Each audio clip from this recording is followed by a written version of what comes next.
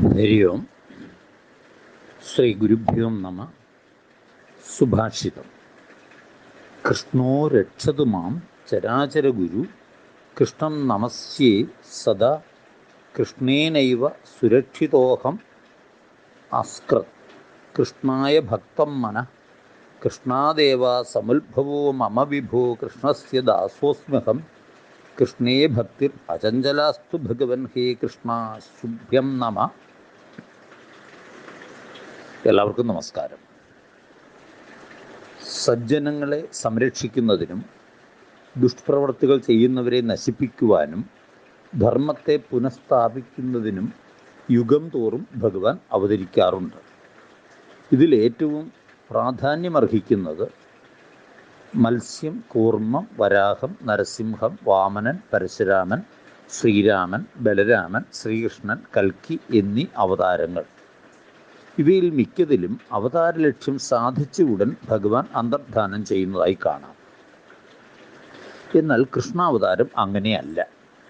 കൃഷ്ണാവതാരത്തിന് ഭഗവാന്റെ മറ്റവതാരങ്ങളെ അപേക്ഷിച്ച് പല പ്രത്യേകതകളുമുണ്ട്. വൈകുണ്ഠമൂർത്തിയായ ഭഗവാൻ മഹാവിഷ്ണു അദ്ദേഹത്തിൻ്റെ പരിപൂർണ കലകളോടുകൂടി ആവിർഭവിച്ചതാണ് കൃഷ്ണാവതാരം. കൃഷ്ണസ്തു ഭഗവാൻ സ്വയം. ശ്രീകൃഷ്ണൻ സാക്ഷാൽ ഭഗവാൻ തന്നെയാണെന്നാണ് ഭാഗവതം പറയുന്നത്. ഭഗവാൻ മഹാവിഷ്ണു ലോക അനുഗ്രഹത്തിനു വേണ്ടി സ്വയം മനുഷ്യരുടെ ഇടയിലേക്ക് ഇറങ്ങി വന്നതാണ് കൃഷ്ണാവതാരം. മനുഷ്യലീലയ്ക്ക് വേണ്ടി ഭഗവാൻ സ്വീകരിച്ചതാണ് ശ്രീകൃഷ്ണ സ്വരൂപം. കംസാദികളായ ദുഷ്ടന്മാരെ വധിക്കുവാൻ ബ്രഹ്മാദികളായ ദേവന്മാരുടെ പ്രാർത്ഥന പ്രകാരം ഭഗവാൻ ദേവകി വസുദേവന്മാരുടെ പുത്രനായി മധുരയിൽ യാദവ വംശത്തിൽ കംസന്റെ കാരാഗൃഹത്തിൽ അഷ്ടമിയും രോഹിണിയും കൂടിച്ചേർന്ന പുണ്യസുദിനത്തിലാണ് അവതരിച്ചത്.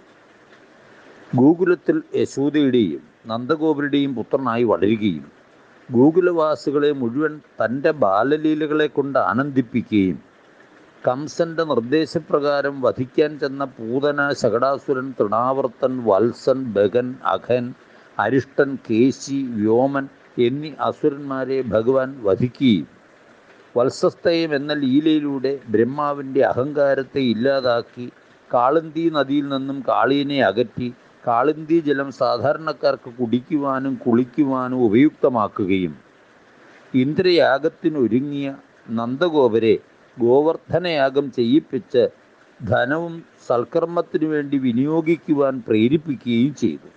വൃന്ദാവനത്തിലെ ഗോപസുന്ദരിമാരുമായി രാസനൃത്തമാടി അക്രൂരൻ്റെ കൂടെ മധുരയിലെത്തിയ ശ്രീകൃഷ്ണൻ രജകനെ വധിച്ച് മാലാകാരനെയും തുന്നൽക്കാരനെയും കുബ്ജയെയും അനുഗ്രഹിച്ച് മുഷ്ടികചാണൂരന്മാരെ വധിച്ച് കംസനോടൊപ്പം തന്നെ വധിച്ച് ജരാസന്ധനോട് യുദ്ധം ചെയ്ത് സമുദ്രമധ്യത്തിൽ ദ്വാരക നിർമ്മിച്ച് യാദവന്മാരെ ആകമാനം അങ്ങോട്ട് മാറ്റി സുഖസമ്പൽ സമൃദ്ധിയോടുകൂടി ജീവിപ്പിച്ച് രുക്മിണി, സത്യഭാമ, ജാമ്പവതി തുടങ്ങിയ വിവാഹം കഴിച്ച് നരകാസുരനെ വധിച്ച് 16,000 സ്ത്രീകളെ മോചിപ്പിച്ച് ഭീമസേനനെ കൊണ്ട് ജരാസന്ധനെ കൊല്ലിപ്പിച്ച് പാണ്ഡവന്മാരുടെ രാജസൂയ യാഗത്തിൽ വെച്ച് അഗ്രപൂജ സ്വീകരിച്ച് മഹാഭാരത യുദ്ധത്തിൽ ശത്രു സൈന്യത്തെ കണ്ട് ഇത് കർത്തവ്യതാമൂഢനായ അർജുനന് ഭഗവത്ഗീത ഉപദേശിച്ചു കൊടുത്ത ഭഗവാൻ മഹാഭാരത യുദ്ധത്തിൽ പാണ്ഡവരെ വിജയിപ്പിച്ചു. അശ്വത്ഥാമാവിൻ്റെ ബ്രഹ്മാസ്ത്രത്തിൽ നിന്ന് പാണ്ഡവന്മാരെയും ഉത്തരാഗർഭത്തെയും രക്ഷിച്ചു. ഭീഷ്മ പിതാമഹനെ കൊണ്ട് പാണ്ഡവർക്ക് ധർമ്മ ഉപദേശം ചെയ്യിപ്പിച്ചു. ഉദ്ധവർക്ക് പരമമായ ജ്ഞാനത്തെ ഉപദേശിച്ചു. യാദവന്മാർക്ക് ബ്രാഹ്മണശാപം ഉണ്ടാക്കി സാധാരണ ഇടയന്മാരോടുകൂടി ജീവിച്ച് അവതാര കാര്യങ്ങളെല്ലാം പരിസമാപ്തമാക്കി ഒരു വേടൻ്റെ അമ്പിൻ്റെ സ്പർശം കൊണ്ട് സ്വർഗാരോഹണം പോകുവാനൊരു കാരണമുണ്ടാക്കിയ ഭഗവാൻ ശ്രീകൃഷ്ണ ഭഗവാൻ ദുഷ്ടനിഗ്രഹമോ ശിഷ്ടപരിപാലനമോ മാത്രമായിരുന്നില്ല ഭഗവാന്റെ അവതാരത്തിനുള്ള കാരണം. ദുഷ്ടനിഗ്രഹത്തിന് ഭഗവാൻ പ്രത്യേകിച്ച് അവതരിക്കേണ്ട കാര്യമൊന്നുമില്ല. ദുഷ്ടന്മാർ തമ്മിൽ തന്നെ ഇന്ന് ചത്തുകൊണ്ടിരിക്കുകയാണ്. സർവീശ്വരനായ ഭഗവാന് ഇച്ഛ മാത്രം കൊണ്ട് ദുഷ്ടനിഗ്രഹം സാധിക്കുകയും ചെയ്യാവുന്നതിനുള്ള തെളിവാണ് ഇന്ന് ലോകത്ത് കാണുന്ന പല ച്യുതികളും. ജനനമരണ സ്വരൂപമായ ഈ സംസാരത്തിൽ നിന്ന് ജീവന്മാരെ ഭഗവാനിലേക്ക് എത്തിക്കുക എന്നതാണ് ഭഗവാന്റെ അവതാര ഉദ്ദേശ്യം. അവിടുത്തെ അവതാരത്തിൻ്റെ ലക്ഷ്യം അതുതന്നെയാണ്. അതിനുവേണ്ടിയാണ് ഭഗവാൻ വിവിധ ലീലകൾ കാട്ടിയത്. ഭഗവാന്റെ അവതാരവും അവതാര ലീലകൾ സ്മരിച്ച് തിരുനാമം കീർത്തിച്ച് ജനങ്ങൾക്ക് ഭഗവാനോട് അടുക്കുവാൻ അവസരമുണ്ടായി. തന്നെ വധിക്കുവാൻ വന്ന അസുരന്മാരെ പോലും നിഗ്രഹസ്വരൂപത്തിൽ ഭഗവാൻ അനുഗ്രഹിച്ച് അവർക്ക് പരമപദത്തെ പ്രദാനം ചെയ്യുകയാണ് ഉണ്ടായത്. സർവ ഐശ്വര്യപതിയും സർവമംഗളസ്വരൂപനായ ഭഗവാന്റെ ആന മുതൽ മത്സ്യം വരെ ഉള്ളത് നമുക്കൊന്ന് പരിശോധിച്ച് നോക്കാം. ആന മുതൽ മത്സ്യം വരെ എന്ന് കേൾക്കുമ്പോൾ പരിണാമശാസ്ത്രത്തിൻ്റെ വിപരീത ദിശയിലേക്കാണോ പോകുന്നതെന്ന് നമുക്ക് തോന്നിയേക്കാം. മത്സ്യം മുതലല്ലേ മുന്നോട്ട് പോകേണ്ടത്? ഇത് ആനയിൽ നിന്ന് മത്സ്യത്തിലേക്ക് ഒന്ന് വരാമെന്ന് പറഞ്ഞത് എന്താണെന്നാണെങ്കിൽ അത് സ്വാഭാവികമാണ്. ഒരു പദാർത്ഥത്തിന് രണ്ട് ഘടകങ്ങളുണ്ട്. അത് സ്ഥൂല ഘടകവും സൂക്ഷ്മ ഘടകവും. സൂക്ഷ്മത്തിൻ്റെ വികാസമാണ് സ്ഥൂലം. ഉദാഹരണമായിട്ട് ഒരു ഏകകോശ ഭ്രൂണം അനന്തകോടി കോശങ്ങളുള്ള ഒരു മനുഷ്യനായി മാറുമ്പോൾ അവിടെ വികാസമാണ് നടക്കുന്നത്. ഇതിന് പരിണാമം എന്ന് പറയും. സ്ഥൂലത്തിൽ നിന്ന് സൂക്ഷ്മത്തിലേക്ക് വരുമ്പോൾ നടക്കുന്നത് സങ്കോചം. ഇവിടെ പരിണാമശാസ്ത്രമല്ല നമ്മുടെ വിഷയം. സങ്കോചവും പരിണാമവും രണ്ടാണ്. ഇതിനെ രണ്ടിനെയും അറിയുകയാണ് സമഗ്രമായ ജ്ഞാനം അല്ലെങ്കിൽ അവബോധം. സ്വാമി വിവേകാനന്ദൻ്റെ അഭിപ്രായത്തിൽ നമുക്ക് വായിക്കുവാൻ രണ്ട് പുസ്തകങ്ങളേ ഉള്ളൂ. ദ ബുക്സ് വിത്തൗട്ട്, അതായത് ബാഹ്യ വിഷയങ്ങളെക്കുറിച്ചുള്ള പഠനം. രണ്ടാമത്തേത് ദ ബുക്സ് വിത്തിൻ, ബാഹ്യ വിഷയങ്ങളിൽ നിന്ന് അവനവനിലേക്കുള്ള അല്ലെങ്കിൽ അവനവൻ്റെ ഉള്ളിലുള്ള ആത്മാവിലേക്ക് അല്ലെങ്കിൽ ആത്മജ്ഞാനത്തിലേക്ക് അല്ലെങ്കിൽ ആത്മജ്ഞാന തീർത്ഥത്തിലേക്ക് പോകുന്ന ആന്തരിക ജ്ഞാനം. ജ്ഞാനമാണെങ്കിൽ അത് മൂന്ന് വിധത്തിലാണെന്ന് പറയാം. അവ വിഷയജ്ഞാനം എന്ന് പറഞ്ഞാൽ ഇന്ദ്രിയജ്ഞാനം. രണ്ടാമത്തേത് ജീവജ്ഞാനം. മൂന്നാമത്തേത് ആത്മജ്ഞാനം. ജീവൻ്റെ അവസ്ഥാത്രയം അനുസരിച്ച് ജ്ഞാനത്തിൻ്റെ സ്വഭാവവും മാറും. മനസ്സും ഇന്ദ്രിയങ്ങളും പലതരത്തിലുള്ള ബാഹ്യങ്ങളായ വിഷയങ്ങളിലേക്കും ഓടിപ്പോയി സമ്പാദിക്കുന്ന ജ്ഞാനത്തിന് വിഷയജ്ഞാനമെന്ന് പറയും. സ്വപ്നാവസ്ഥയിൽ ഇന്ദ്രിയങ്ങളും മനസ്സും അശേഷവും പ്രവർത്തിക്കാത്ത സമയമാണ്. പക്ഷെ ജീവൻ അപ്പോഴും പ്രവൃത്തി രഹിതനാണെന്ന് പറയാൻ പറ്റില്ല. സ്വപ്നത്തിൽ ബാഹ്യ വിഷയങ്ങളുടെ അഭാവം പ്രകടമാണ്. പക്ഷേ അവ ഉള്ളിലേക്ക് കൊണ്ടുവന്ന് സുഖദുഃഖാദി വിചാരങ്ങൾ അനുഭവിക്കുന്നത് ജീവനാണപ്പോൾ. ഇതാണ് ജീവജ്ഞാനം എന്ന് പറയുന്നത്. ഇനി സുഷുപ്തിയിലാണെങ്കിലോ ഈ രണ്ട് ജ്ഞാനങ്ങളുമില്ല, ആത്മജ്ഞാനം മാത്രമേ ഉള്ളൂ.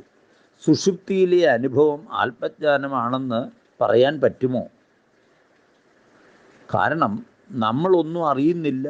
ഒന്നും അറിയുന്നില്ലെങ്കിലും ഞാൻ അവിടെ ഇല്ലേ, എൻ്റെ അനുഭവം എന്താണ്? നല്ല സുഖമായൊരു ഉറക്കം കഴിയുമ്പോൾ നമ്മൾ എന്താണ് പറയുന്നത്? നമ്മൾ ഓരോരുത്തരും പറയും, ഞാൻ ഒന്നും അറിഞ്ഞില്ല, സുഖമായി ഉറങ്ങിയെന്ന്. അതിൻ്റെ അർത്ഥം സുഷുപ്തിയിൽ ഞാൻ ഇല്ല, ഞങ്ങളില്ല, നിങ്ങളില്ല, നീയില്ല, വിചാരവികാരങ്ങൾ ഒന്നും തന്നെ ഇല്ല എന്നാണ്. അപ്പം മനസ്സിനെ അലട്ടുന്ന ഒരു പ്രശ്നവും ഇല്ലാത്തൊരവസ്ഥ. എല്ലാ ഭേദങ്ങളും നാനാത്വങ്ങളും ഇല്ലാതായി ശുദ്ധമായ ആനന്ദ അനുഭൂതി മാത്രമേ ഉള്ളൂ ആ സമയത്ത്. ഇതാണ് ആത്മജ്ഞാനത്തിൻ്റെ ലക്ഷണം.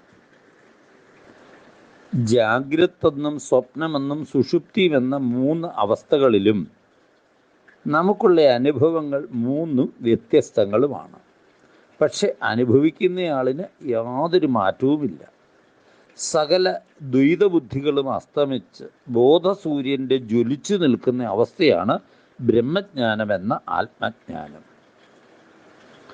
എങ്ങനെയാണ് ഒരുവൻ ആത്മജ്ഞാനത്തിലേക്ക് കടക്കേണ്ടത്? സംഭവബഹുലമായ ഈ ലൗകിക ജീവിതം ഉണ്ടാവുന്നതും നിലനിർത്തുന്നതും ഓരോ വ്യക്തിയിലും അടിഞ്ഞുകൂടിയിരിക്കുന്ന തമോ ഗുണത്തിൻ്റെയും രജോ ഗുണത്തിൻ്റെയും സ്വാത്വിക ഗുണത്തിൻ്റെയും ഏറ്റക്കുറച്ചിൽ അനുസരിച്ചാണ്. ആത്മജ്ഞാനത്തിലേക്കുള്ള പ്രധാന തടസ്സം ഈ ത്രിഗുണജന്യമായ അജ്ഞാനമാണ്. ആ അജ്ഞാനത്തിൻ്റെ അപ്പുറത്തേക്ക് പോയാൽ ആനന്ദമാവുകയും ചെയ്യും. പക്ഷെ അങ്ങോട്ട് പോകാൻ ഒരുപാട് തടസ്സങ്ങളുമുണ്ട്. പ്രകൃതിദേവി നമുക്ക് പാട്ടത്തിന് നൽകിയ ഒരു കൃഷിസ്ഥലമുണ്ട്. അതിൻ്റെ പേരാണ് മനസ്സ്. അവിടെ തമോ ഗുണം, രജോ ഗുണം, സത്വഗുണം എന്നീ 3 അതിരുകളുമുണ്ട്. ഈ ഭൂമിയിലാണ് നമ്മൾ കൃഷി ചെയ്യുന്നത്. ഒരിക്കലും ദ്രവിക്കാത്തതും നശിക്കാത്തതുമായ ഒരു വേലിയും അവിടെയുണ്ട്. ഇവിടെ നന്നായിട്ടൊന്ന് ഇവിടെ നിന്ന് ആലോചിച്ചാൽ ഇവിടെ നിന്നാണ് നമ്മൾ പുറത്തേക്ക് കടക്കേണ്ടത്. പൂർണ്ണ വൈരാഗ്യമാകുന്ന താക്കോൽ കയ്യിലുണ്ടെങ്കിൽ ഈ വേലിയിലേക്ക് ഉള്ള ഒറ്റ കതക തുറന്ന് പുറത്ത് കിടക്കാം. പക്ഷേ ദൗർഭാഗ്യവശാൽ വളരെ അപൂർവം ചിലർക്ക് മാത്രമേ അതിന് ശ്രമിക്കുക പോലുമുള്ളൂ. ഇനി ശ്രമിച്ചവർ ധാരാളം ഉണ്ടെന്നിരിക്കട്ടെ, ശ്രമിച്ചവരിൽ തന്നെ വളരെ കുറച്ച് പേർക്ക് മാത്രമേ ലക്ഷ്യത്തിലെത്താനും സാധിക്കുന്നുള്ളൂ. അതാണ് ഭഗവത്ഗീതയിൽ ഭഗവാൻ പറയുന്നുണ്ട്, മനുഷ്യാണാം സഹസ്രേഷു കച്ചിത് യതതി സിദ്ധയേ യതതാമപി സിദ്ധാനാം കച്ചിത് മാം വേത്തി തത്വത. ത്രിഗുണ ജയമാണ് ആത്മജ്ഞാനത്തിലേക്കുള്ള രാജപാത. ഗുണാതീതരാകണം, തുര്യാവസ്ഥയിലെത്തണം. അപ്പോൾ ത്രിഗുണത്തെ ജയിച്ച് ആത്മജ്ഞാനം പ്രാപിക്കുന്ന മാർഗമാണ് ഭാഗവതത്തിലെ 8-ാം സ്കന്ധത്തിൽ പറഞ്ഞിരിക്കുന്ന പ്രധാനപ്പെട്ട 5 കഥകളിൽ കൂടി നമുക്ക് ഗുരുനാഥൻ പറഞ്ഞു തരുന്നത്. ഇവിടെ കഥകളും സംഭവങ്ങളും കഥാപാത്രങ്ങളും ദേശവും കാലവും എല്ലാം തികച്ചും വ്യത്യസ്തങ്ങളാണ്. പക്ഷേ ഭഗവാൻ ഗീതയിൽ പറഞ്ഞതുപോലെ ആത്മജ്ഞാനമെന്ന നൂലിലാണ് ഈ മണികളെയൊക്കെ കോർത്തിട്ടിരിക്കുന്നത്. മയി സർവ ഇതം പ്രോതം സൂത്രേ മണിഗണായിവ. എല്ലാ കഥകളും ആത്മവിദ്യയുടെ വിവിധ വശങ്ങളെ വിസ്തരിച്ച് എങ്ങനെ ഗുണാതീതരാകാൻ കഴിയും എന്ന് കാണിക്കാനാണ്. ആന മുതൽ മത്സ്യം വരെ എന്ന് വെച്ചാൽ ഗജേന്ദ്രമോക്ഷം മുതൽ മത്സ്യാവതാരം വരെ എന്നാണ് ഭാഗവതം അർത്ഥമാക്കുന്നത്. ഈ കഥകളെല്ലാം ഭാഗവതം 8-ാം സ്കന്ധത്തിലാണ് പറഞ്ഞിട്ടുള്ളതും. ഗജേന്ദ്രമോക്ഷത്തിൽ ആനയോളം വലുതായ തമോ ഗുണമാണ് വിഷയം. അതിൽ നിന്ന് എങ്ങനെ മോചനം നേടി പരമപദപ്രാപ്തിയിൽ എത്താമെന്നാണ് ഇന്ദ്രദ്യുമ്ന രാജാവിൻ്റെ കഥയിൽ സ്പഷ്ടമായി കാണിച്ചിട്ട്.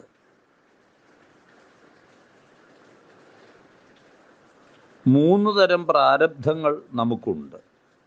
അവ ഇച്ഛാപ്രാരബ്ധം, അനിച്ഛാപ്രാരബ്ധം, പരേച്ഛാപ്രാരബ്ധം എന്നിവയാണ്.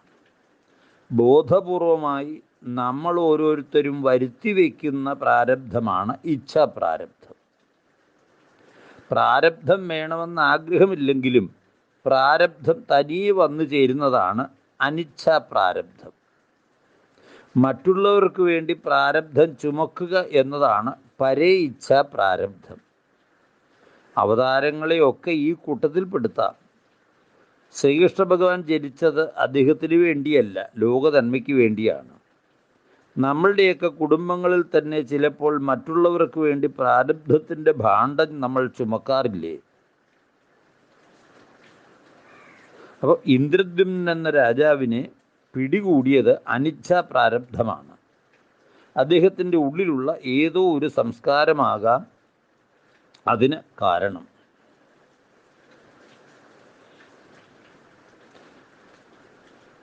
അബോധ മനസ്സിൻ്റെ അഗാധതലങ്ങളിൽ ഒളിഞ്ഞുകിടക്കുന്ന വികാരവിചാരങ്ങൾ നാം അറിയാതെ തന്നെ നമ്മെ പലതിനും പ്രേരിപ്പിക്കും എന്നുള്ളതും നമുക്കറിയാം. ഈ 3 ഗുണങ്ങളിൽ നിന്ന് എങ്ങനെ മോചനം നേടാം? ത്രിഗുണാതീതനായി കഴിഞ്ഞാൽ ഉണ്ടാകുന്ന അപരോക്ഷ അനുഭൂതി തുടങ്ങിയ വിഷയങ്ങളാണ് ഭാഗവതത്തിലെ 8-ാം സ്കന്ധത്തിലെ ഗജേന്ദ്രമോക്ഷം തുടങ്ങിയുള്ള കഥകളിലൂടെ നമുക്ക് മനസ്സിലാക്കുവാൻ സാധിക്കുന്നത്. കഥകൾ എല്ലാവർക്കും സുപരിചിതവുമാണ്. നമുക്ക് ഗജേന്ദ്രമോക്ഷത്തിലേക്ക് ഒന്ന് കിടക്കാം. ഭൂമിയിൽ പിറന്ന് അജ്ഞാനത്തിൽ വളർന്ന് അതിരറ്റ അഹന്ത വളർത്തി മിഥ്യാബന്ധങ്ങൾ പുലർത്തി കാമലാഭത്തിനായി ഓടി നടന്ന് അവസാനം അതിൻ്റെ കടിയേറ്റുകൊണ്ട് ജീവിത സാഗരത്തിൽ കിടന്ന് പുളയുന്ന ജീവൻ്റെ കഥയാണ് ഗജേന്ദ്രമോക്ഷം. ഓരോ ജീവനും വേണ്ടത് അന്തമില്ലാത്ത സുഖങ്ങളാണ്. ജീവിതത്തിൻ്റെ വിവിധ ഘട്ടങ്ങളിൽ ജീവൻ വെച്ച് കെട്ടുന്ന ബന്ധങ്ങളും നേടിയെടുക്കുന്ന വിവിധ ഭൗതിക നേട്ടങ്ങളും സ്വരൂപിച്ചു കൂട്ടുന്ന വസ്തുവകകളെയെല്ലാം ഈ സുഖം ലക്ഷ്യമാക്കിയിട്ട് തന്നെ ഉള്ളതാണ്. എന്നാൽ മരുഭൂമിയിലെ മരീചിക പോലെ കാണപ്പെടുന്ന ഈ സുഖം എന്നും ജീവന് അപ്രാപ്യമായി ഇരിക്കുകയും ചെയ്യുന്നുണ്ട്. അജ്ഞാനത്തിൻ്റെ അന്ധകാരത്തിൽ കിടന്ന് തപ്പിത്തടയുന്നത് കൊണ്ട് ജീവന് സത്യവസ്തു എന്തെന്ന് കാണാൻ സാധിക്കുന്നുമില്ല. ഈ അന്ധകാരം നീങ്ങണമെങ്കിൽ നിരന്തരവും നിതാന്തവുമായ ഭഗവത് സ്മരണയുടെ ഉജ്ജ്വല പ്രകാശം അത്യാവശ്യമാണ് നമുക്ക് ഓരോരുത്തർക്കും. ആ പ്രകാശവർഷത്തിൽ കാമലാഭ ഇച്ഛ അപ്രത്യക്ഷമാവും. ജീവന് സാരൂപ്യം കൈവരികയും ചെയ്യും.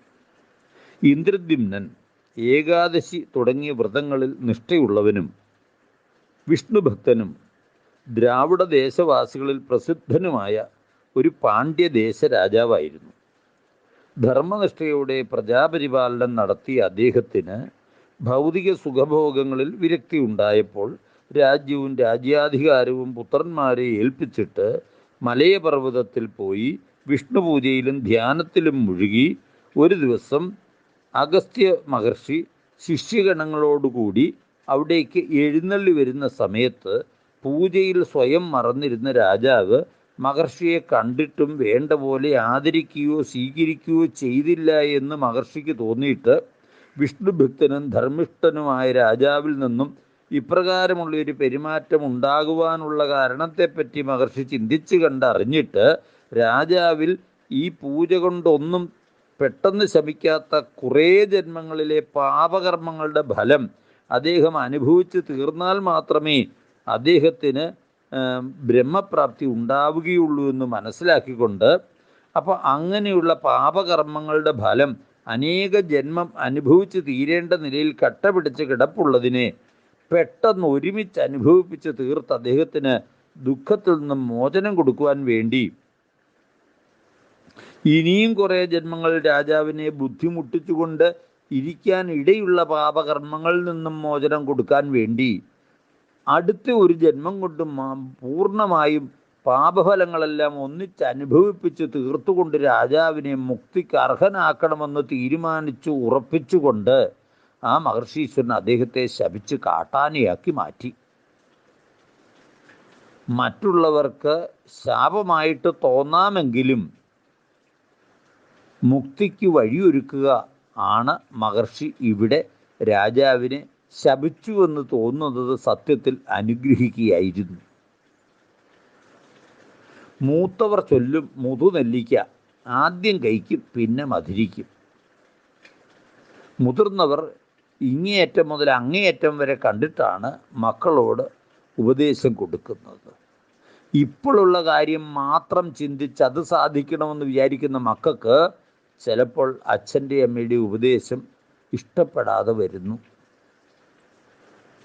ഗജേന്ദ്രമോക്ഷത്തിൽ പാലാഴിയിലെ ഒരു ദ്വീപിൽ 10,000 യോജന ഉയരമുള്ള ഒരു പർവ്വതമുണ്ട്. ത്രികൂടം എന്നാണ് പേര്. അത്രയും തന്നെ ചുറ്റളവുള്ള ഈ പർവ്വത പ്രദേശത്തിൻ്റെ പ്രാന്തപ്രദേശങ്ങളെ ക്ഷീരസമുദ്രത്തിലെ തിരമാലകൾ എപ്പോഴും ഇങ്ങനെ തലോടിക്കൊണ്ടിരിക്കും. ആ പർവ്വതത്തിൻ്റെ താഴ്വരയിൽ ദേവകളുടെ ഒരു സ്ഥാനമുണ്ട്. അതാണ് ഋതുമത്ത് പേരായ ഒരു ഉദ്യാനം. എന്നും പൂക്കുകയും കായ്ക്കുകയും ചെയ്യുന്ന വിശിഷ്ട മരങ്ങളും ചെടികളുമുള്ള ഈ ഉദ്യാനത്തിന് നടുവിൽ വിവിധങ്ങളായ വർണ്ണത്തിലുള്ള താമരപ്പൂക്കൾ വിടർന്നു നിൽക്കുന്നുണ്ട്. അതൊരു സരസിലാണ്. ശാപഗ്രസ്തനായ രാജാവ് ഈ ത്രികൂടപർവ്വതത്തിലെ കൊടുങ്കാട്ടിലാണ് ആനയായി വന്നു പിറന്നതും വളർന്നതും. അസാധാരണമായ മെയ്യഴക്, മെയ് കരുത്തുള്ള ആ ഗജശ്രേഷ്ഠൻ കാട്ടിലുള്ള മറ്റു കൊമ്പനാനകളെ പരാജയപ്പെടുത്തുകയും എല്ലാവരുടെയും നേതാവായി തീരുകയും ചെയ്തു. ഏത് രൂപത്തിലായാലും ഏത് പരിതസ്ഥിതിയിലായാലും ഭക്തന്മാർക്ക് എന്നും ഉയർച്ചയുണ്ട്. എവിടെയും നേതൃസ്ഥാനവും ഉയർച്ചയും ഉന്നതിയും കിട്ടും. അത് ഏത് ജന്മത്തിലാണെങ്കിലും ഭഗവാന്റെ അനുഗ്രഹമുള്ളവരാണെങ്കിൽ അവിടെ എല്ലാം ഒന്നാം സ്ഥാനത്തെത്തുകയും ചെയ്യും. സർവാൻ ജന്തുന അത്യവർത്തിഷ്ഠ ശാക്യാതൽഭക്താനാം എന്നാണ് പറയുന്നത്. പർവ്വത വനാന്തരങ്ങളിൽ തന്നെ അദ്ദേഹത്തിനെ വെല്ലാൻ ആരുമില്ലെന്ന ഒരവസ്ഥയിൽ അഹങ്കാരം കൊണ്ട് മരനിരകൾ കുത്തിപ്പറിച്ച് കടപുഴക്കി വൃക്ഷശിഖരങ്ങൾ ഞെരിച്ചൊടിച്ച് ചീന്തി തിന്ന് ആനകളെയൊക്കെ വൃക്ഷാന്തരങ്ങളിൽ ചേർത്ത് സ്വീകരിച്ച് ഭൂമി കുത്തിക്കുഴിച്ച് തുമ്പിക്കൈയാൽ ശരീരം ആസകലം പൂഴി വാരി എറിഞ്ഞ് ആ വനപ്രദേശമാകെ തകർത്ത് വിഹരിക്കുകയായിരുന്നു ആ ഗജേന്ദ്രൻ. അദ്ദേഹത്തിൻ്റെ ആ കാടിളക്കിയുള്ള വരവും അത് മണത്തറിഞ്ഞ് സിംഹങ്ങളും കടുവകളും കരടികളും കാട്ടുപോത്തുകളും അതുപോലുള്ള മറ്റു മൃഗങ്ങളും ഭീതി മൂലം ഒളിക്കുവാൻ തുടങ്ങി. ഒരു ദിവസം പതിവുള്ള ഈ ലീലകൾക്ക് ശേഷം വെയിൽ കൊണ്ട് തളർന്ന ആന സംഘത്തോടൊപ്പം ദാഹമകറ്റാനായി മുൻപ് സൂചിപ്പിച്ച ആ സരസിൽ വന്നിറങ്ങി. അമൃത സമാനമായ അതിലെ ജലം ദാഹം തീരുവോളം കുടിച്ചു.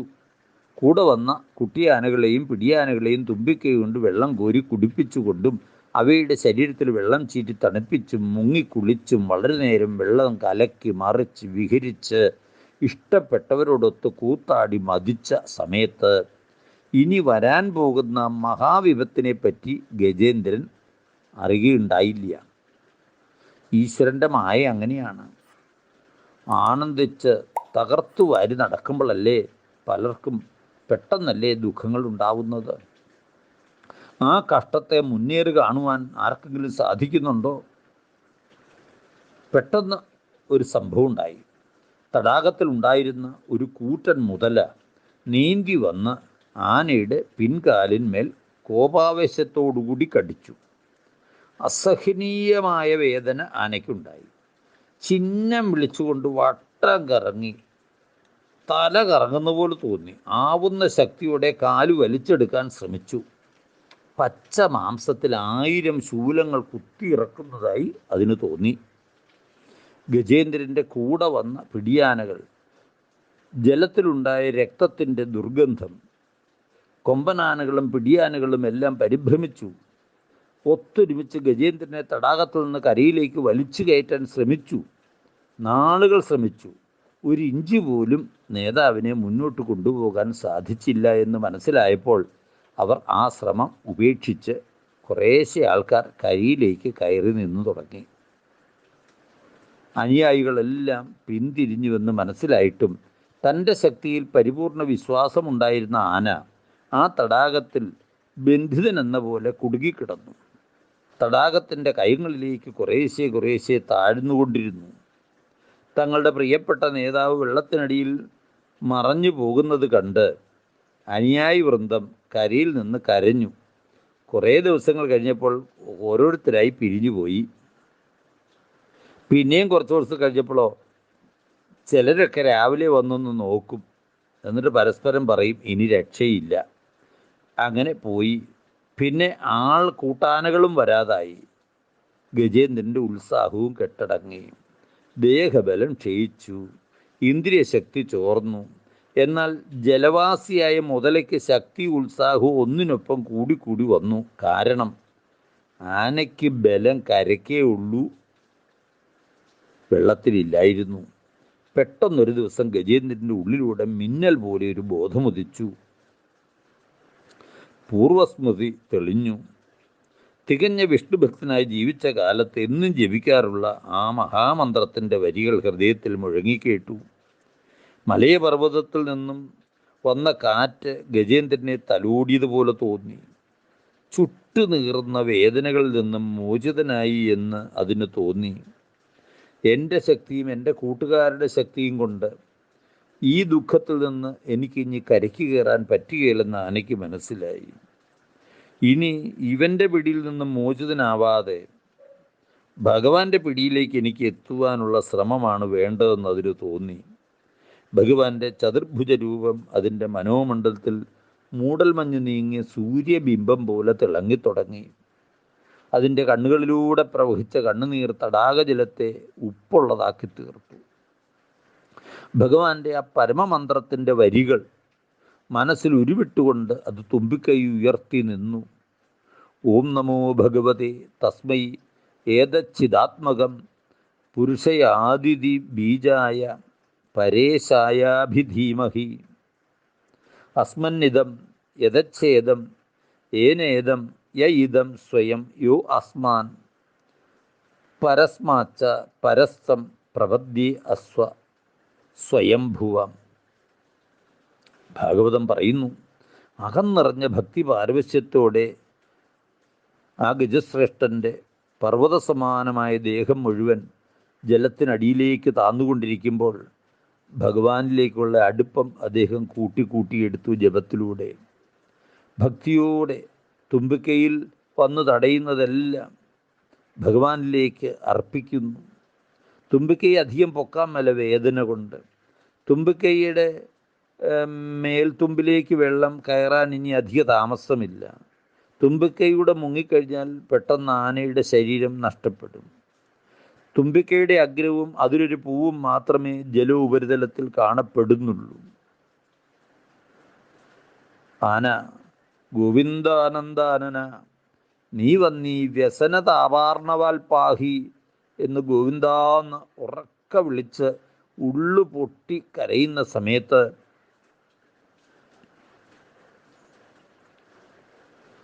ആകാശം മുഴുവൻ ജ്യോതിർമയമായി.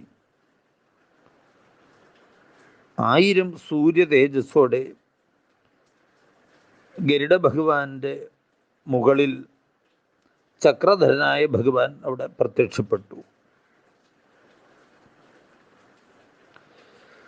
തൃക്കരം കൊണ്ട് തുമ്പിക്കൈ ഒന്ന് തൊട്ടു പിടിച്ചുയർത്തി ആനയോടുകൂടി മുതലയെയും കരയിൽ വരുത്തി.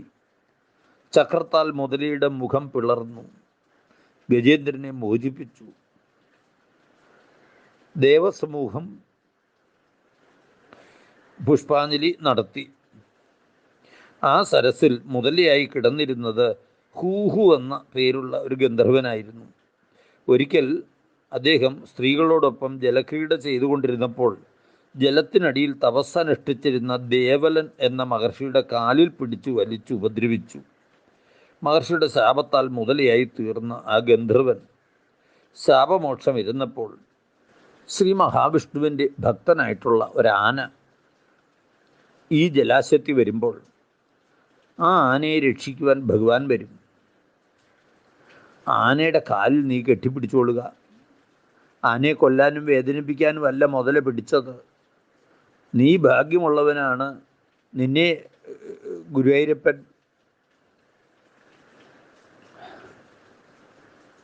രക്ഷിക്കും. ആ കൂട്ടത്തിൽ എനിക്കൂടെ രക്ഷപ്പെടാൻ വേണ്ടിയിട്ടാണ്. ധനവും മാർഗവും ഒന്നുമില്ല. അയൽവക്കക്കാർ ഗുരുവായൂർ അപ്പനെ കാണാൻ പോകുന്നതായിട്ട് അറിഞ്ഞു. എന്നെ കൂടി ഒന്ന് കൊണ്ടുപോകാമോ എന്ന് ചോദിച്ചില്ലെങ്കിലും മനസ്സുകൊണ്ട് ആഗ്രഹിക്കുന്ന എത്രയോ ആൾക്കാർ നമ്മുടെ ചുറ്റുപാടിലുമുണ്ട്.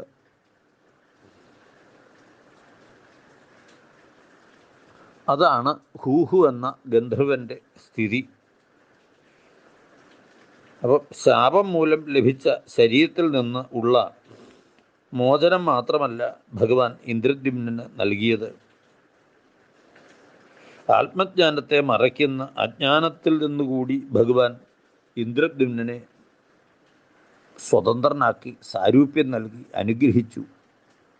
അദ്ദേഹത്തോടൊപ്പം തന്നെ വൈകുണ്ഠത്തിലേക്ക് കൂട്ടിക്കൊണ്ടു പോവുകയും ചെയ്തു. ഗജേന്ദ്രമോക്ഷം നമ്മളിലുമില്ലേ? ഗജേന്ദ്രന് ധാരാളം അനുചരന്മാരുണ്ടായിരുന്നില്ലേ? നമുക്കുമില്ലേ പല ആൾക്കാരും? ഒരു വിപത്ത് വന്നപ്പോൾ സഹായിക്കാൻ ആരുമില്ലാതായി.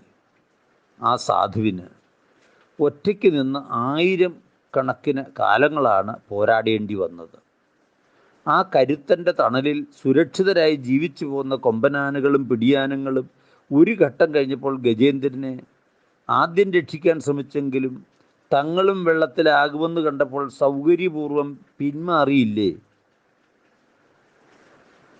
നമുക്കുമില്ലേ ഇതുപോലെ ചില അനുഭവങ്ങൾ? മറ്റുള്ളവരുടെ രക്ഷയ്ക്കായി സ്വന്തം കഷ്ടപ്പാടുകളും സമയവും ചെലവഴിച്ചു കഴിഞ്ഞപ്പോൾ ആപത്തിലകപ്പെടാൻ ആയ സമയത്ത് ആരും മറ്റുള്ളവർക്ക് വേണ്ടി ആപത്തിൽ എടുത്തു ചാടാറുമില്ല. ബന്ധുക്കൾക്കും കുടുംബത്തിനും വേണ്ടി ജീവിതകാലം മുഴുവൻ ചോര നീരാക്കി അധ്വാനിക്കുകയും അവർക്ക് വേണ്ടി സ്വന്തം സുഖങ്ങൾ മാറ്റിവെക്കുകയും ഈശ്വരനെ പോലും മറന്ന് പ്രവർത്തിക്കുകയും ദാനധർമ്മങ്ങളെപ്പറ്റി ഓർക്കുക പോലും ചെയ്യാതെ എല്ലാം മക്കൾക്ക് വേണ്ടി മാത്രം സ്വരുക്കൂട്ടിയ ഈശ്വരവിചാരവും ദാനധർമ്മവും നടത്താത്ത പല മാതാപിതാക്കളും വാർദ്ധക്യകാലത്ത് ഇന്ന് വിഷമിക്കുന്നില്ലേ? എന്താ അവസാനം? രോഗത്തിനോ വാർദ്ധക്യത്തിനോ ദാരിദ്ര്യത്തിനോ സ്നേഹം കിട്ടായ്മയോ സ്വാതന്ത്ര്യമില്ലായ്മയോ മൂലം അടിമപ്പെട്ട് പരാശ്രയം വേണ്ടി വരുമ്പോൾ സഹായിക്കുമെന്ന് പ്രതീക്ഷിച്ചവരുടെ തനിനിറം വെളിച്ചപ്പെട്ടുകൊണ്ട് മനസ്സ് ചുട്ടുനീറുന്ന പലരുമില്ലേ? സ്നേഹിച്ചവർ വെറുക്കാനും സഹകരിച്ചിരുന്നവർ മുഖം തിരിക്കാനും വിശ്വസിച്ചിരുന്നവർ വഞ്ചിക്കാനും തുടങ്ങുന്നത് പലപ്പോഴും ബോധ്യപ്പെട്ടിട്ടില്ലേ? നന്ദികേടുകൾ കാണാനും നിന്ദാവാക്കുകൾ കേൾക്കാനും തുടങ്ങിയില്ലേ? ചെയ്യേണ്ടതൊന്നുമില്ലല്ലോ ചെയ്തു വെച്ചതെന്ന് ഇപ്പോൾ ബോധ്യമാകുന്നില്ലേ? ആ ഘട്ടത്തിലെങ്കിലും ഭഗവാനെ ഇനിയെങ്കിലും സ്മരിച്ചുകൂടെ? ഇനിയെങ്കിലും ഭഗവാന്റെ കാല് പിടിച്ചുകൂടെ? ഇനിയെങ്കിലും ഭഗവാന് വേണ്ടി ജീവിച്ചുകൂടെ? എങ്കിൽ ഗജേന്ദ്രനെ പോലെ രക്ഷപ്പെടാൻ ഇനിയും സമയമുണ്ട്. അഗസ്ത്യ മഹർഷിയെ അനാദരിച്ചതിന് ഇന്ദ്രദ്യുമ്നനും ദേവല മഹർഷിയെ അപമാനിച്ചതിന് ഗന്ധർവനും ഇവിടെ ശാപം കിട്ടിയത് നമ്മൾ അറിഞ്ഞു. ഭക്തനെ ദ്രോഹിക്കുന്നവർ എത്ര തന്നെ കേമന്മാരായാലും അവർക്ക് തക്കതായ ശിക്ഷ നൽകി തെറ്റ് ബോധ്യപ്പെടുത്തി നേരായ വഴി കാണിച്ചു കൊടുക്കുക ഭഗവാന്റെ ലീലകളിൽ ഒന്നാണ്. താൻ ഭക്തദാസനാണെന്ന് തന്നെ ഭഗവാൻ പലപ്പോഴും പറഞ്ഞിട്ടുണ്ട്. തന്നെ ഭരിക്കുന്നത് ഭക്തഹൃദയങ്ങളാണെന്ന് ഭഗവാൻ ഉദ്ഘോഷിക്കുന്നുണ്ട്. അഹം ഭക്ത പരാധീനോഹ്യ സ്വതന്ത്ര ഇവദ്വിജ. അനന്യഭക്തി ഒന്നു മാത്രമാണ് ഇന്ദ്രദ്യുമ്നന് സാരൂപ്യം നേടിക്കൊടുത്തത്. പാണ്ഡ്യ രാജാവായിരുന്നപ്പോഴും ഉറച്ച വിഷ്ണുഭക്തനായിരുന്നു. വിഷ്ണുവിലുള്ള അനന്യഭക്തി കാരണമാണ് അദ്ദേഹത്തിന് വിഷയങ്ങളോട് അകൽച്ചയുണ്ടായി രാജ്യവും അധികാരവും ഒക്കെ പുല്ലുപോലും ഉപേക്ഷിച്ച് മലയപർവ്വതത്തിൽ വന്നതും അവിടെ മറ്റു ചിന്തകളെല്ലാം വിട്ട് ഏകാഗ്രചിത്തനായി വിഷ്ണുപൂജയിൽ മുഴുകിയതും അഗസ്ത്യ മഹർഷിയുടെയും ശിഷ്യരുടെയും ആഗമനം അറിയാതെ പോയതും വിഷ്ണുഭക്തിയുടെ മൂർധന്യാവസ്ഥയിലെത്തിയതുകൊണ്ടാണെങ്കിലും രാജാവിൻ്റെ ഹൃദയത്തിൽ വേരുറച്ചു കഴിഞ്ഞ വിഷ്ണുഭക്തി ആപൽഘട്ടത്തിൽ അദ്ദേഹത്തിനെ തുണച്ചു. ആനയുടെ രൂപം, അതിൻ്റെ കറുത്ത നിറം നമ്മളിലില്ലേ? അജ്ഞാനത്തെയും വലിപ്പമുള്ള ആനയുടെ ശരീരം പോലുള്ള അജ്ഞാനം, അഹംഭാവം ആനയെക്കാട്ടിലും വലിപ്പത്തിൽ നമ്മുടെ ഉള്ളിലില്ലേ? അജ്ഞാനം മൂലം ജീവനിൽ ഞാനെന്ന ഭാവം ഉടലെടുത്തിട്ടില്ലേ? എപ്പോഴും ഉത്തേജിപ്പിച്ചുകൊണ്ടിരിക്കുന്ന ഉള്ളിലുള്ള ചൈതന്യശക്തിയെ നാം മറന്ന് സ്വന്തം ശരീരശക്തിയിലും ബുദ്ധിയിലും സൗന്ദര്യത്തിലും പണത്തിലും ആർഭാടത്തിലും പ്രവർത്തനങ്ങളിൽ ഊറ്റം കൊണ്ട് തനിക്ക് താൻ പോരുമെന്ന ഭാവത്തിൽ ലോകത്തെ വിളിച്ചുകൊണ്ട് നടക്കുന്ന ജീവൻ ഗജേന്ദ്രനെ പോലെ ആപത്തിൽ ചെന്ന് വീഴുന്നില്ലേ ഇന്ന്?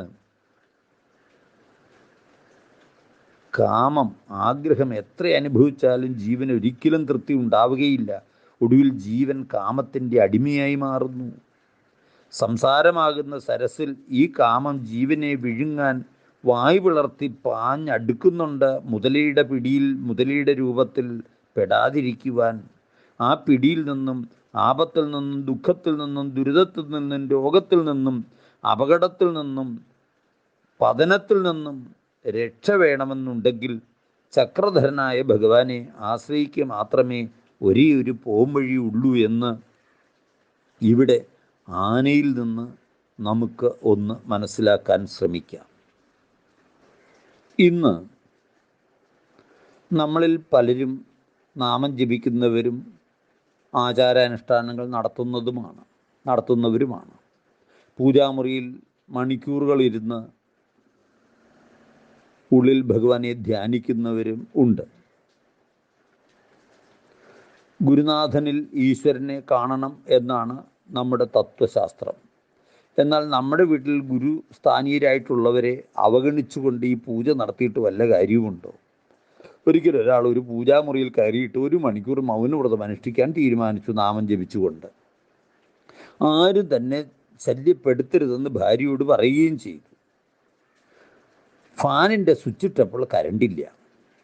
ഇലക്ട്രിസിറ്റി ജീവനക്കാരുടെ കാര്യക്ഷമതയെപ്പറ്റി ആലോചിച്ചുകൊണ്ട് മൗനിയായിരുന്നു. ഈ മൗനവ്രതം പോലെ ഒത്തിരി മൗനപ്രാർത്ഥനകൾ ഇന്ന് നടക്കുന്നില്ലേ? ക്ഷേത്ര നടയിൽ ചെന്നിരുന്നാലും നമ്മുടെ മനസ്സ് ഭഗവാനിലേക്ക് ചെല്ലാതിരിക്കുന്ന മറ്റ് ചിന്തകൾ നമ്മുടെ മനസ്സിൽ കയറുന്ന അവസ്ഥയില്ലേ? അപ്പോൾ നമ്മൾ ക്ഷേത്ര ദർശനമാണെങ്കിലും പൂജാമുറിയിൽ മൗനപ്രാർത്ഥന നടത്തുമ്പോഴാണെങ്കിലും ഉറക്കപ്രാർത്ഥന നടത്തുമ്പോഴാകുമ്പോഴും അജ്ഞാനബന്ധങ്ങളിൽ നിന്നും മുക്തി നേടണം. നമ്മളിലെല്ലാം കട്ടിയായിട്ട് തമോ ഗുണമുണ്ട്.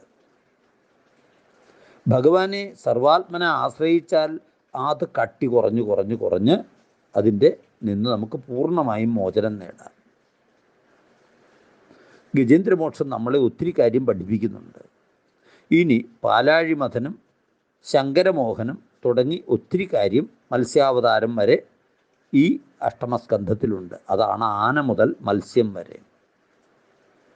രജോ ഗുണങ്ങളും അതിൽ നിന്നുണ്ടാകുന്ന മോഹങ്ങളും അതുമൂലമുണ്ടാകുന്ന പ്രലോഭനങ്ങളും എങ്ങനെയൊക്കെ തരണം ചെയ്യാം എന്ന് നമുക്ക് ഭാഗവതത്തിലെ അഷ്ടമസ്കന്ധത്തിലൂടെ മനസ്സിലാക്കാം.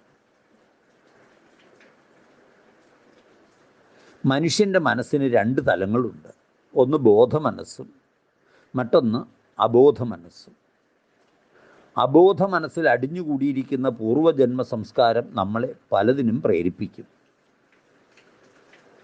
പൂർവജന്മവാസന കൊണ്ടാകാം രാജാവിന് മഹർഷിയെ കണ്ടിട്ട് സ്വാഗതം ചെയ്യാൻ തോന്നാതിരുന്നത്.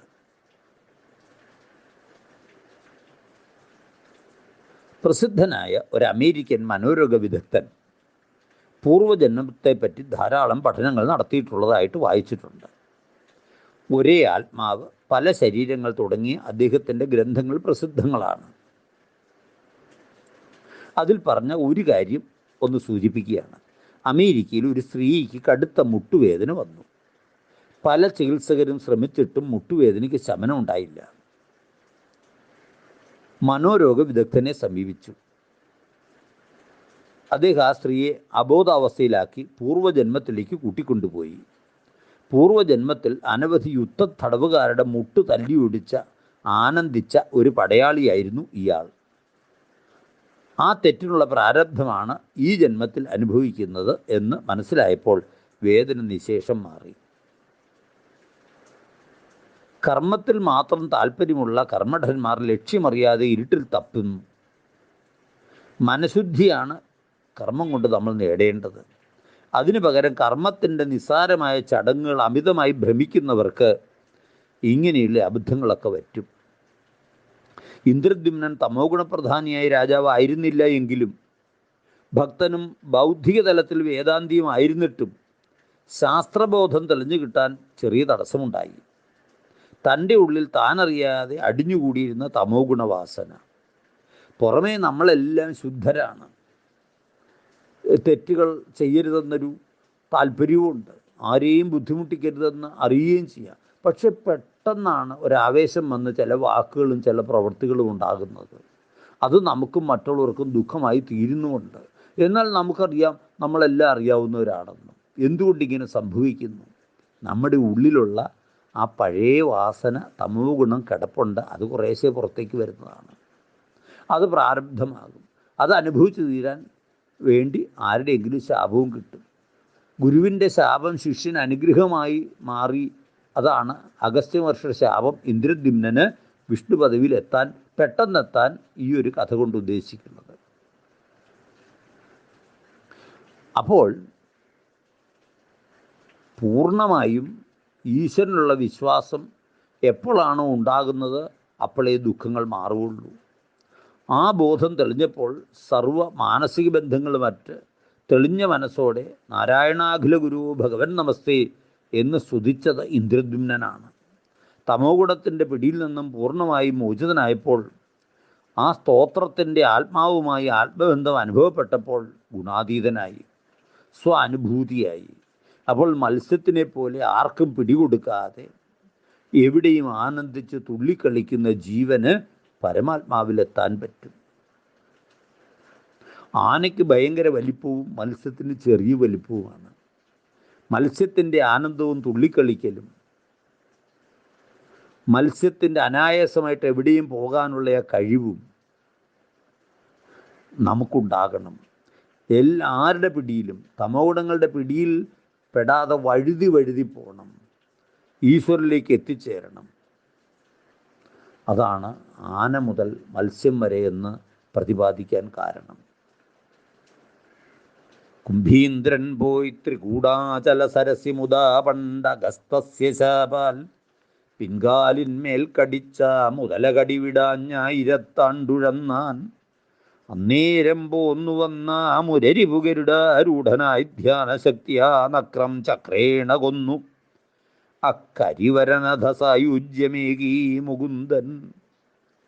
അതുപോലെ ആനയുടെ കാലിൽ മുതല പിടിച്ചതുപോലെ ഭഗവാനെ അടിയൻ്റെ കാലിൽ കർമ്മങ്ങളാകുന്ന മുതല പിടിച്ച് കീഴോട്ട് ദുഃഖത്തിലേക്കും ദുരിതത്തിലേക്കും വലിച്ചു താഴ്ത്തുന്നതിൽ നിന്ന് എന്നെ ഒന്ന് മോചിപ്പിച്ച് കർമ്മഗ്രാഹഗൃഹീതാംഗം മാമുദ്ധര ഭവാർണവൽ, ഈ സംസാര സമുദ്രത്തിലെ ദുഃഖജീവിതത്തിൽ നിന്നും രോഗങ്ങളും ദുരിതങ്ങളും ആപത്തുകളും അപകടങ്ങളും ക്ലേശങ്ങളും മനപ്രയാസങ്ങളുമാകുന്ന മുതലേ ഒഴിവാക്കി അങ്ങേ ഉപാസിക്കുവാൻ, നിരന്തരമായി പ്രാർത്ഥിക്കുവാൻ, തമോ ഗുണങ്ങളുടെ ബന്ധത്തിൽ നിന്ന് മോചിച്ച് സത്വഗുണം വഴി അങ്ങയിലെത്താൻ അനുഗ്രഹിക്കണേ ഗുരുവായൂരപ്പ എന്ന് പ്രാർത്ഥിച്ചുകൊണ്ട് ഇന്നെല്ലാവർക്കും, ഇന്നല്ല ഇനി അങ്ങോട്ട്, ഈ പിടിയിൽ നമ്മളാരും വീഴാണ്ടിരിക്കാൻ പരമകാരുണ്യനായ ഭഗവാൻ സർവരെയും അനുഗ്രഹിക്കട്ടെ.